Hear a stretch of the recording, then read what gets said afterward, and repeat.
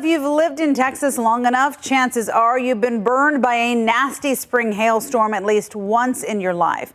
Anna Rucker shows us what to do if hail is heading for your neighborhood and you only have a small window of time to prepare. Springtime in Texas can bring all kinds of storms and sometimes large-sized hail in just a matter of minutes. So having access to covered parking and solid insurance, not a bad idea. But what do you do if you don't have access to that? In just a matter of minutes, it's down to the wire. Let's get into it. You always want to start by prioritizing your glass. That is always the first to go. So your windshield, your sunroof, and you'll want to come to each side and push in your side mirrors.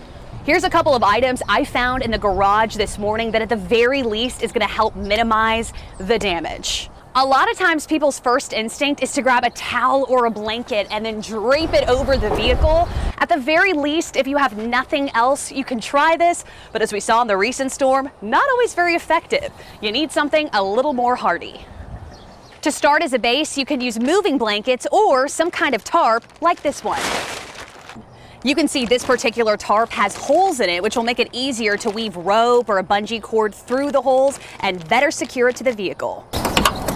Next, take the hooks and find a place to secure them under the vehicle.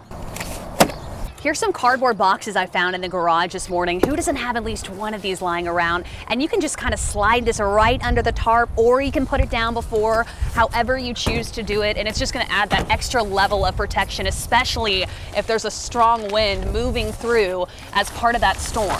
And this might sound crazy, but if you have any garden soil lying around, it's so heavy and it kind of fits perfectly over the sunroof and will help secure the tarp with the cardboard box right there.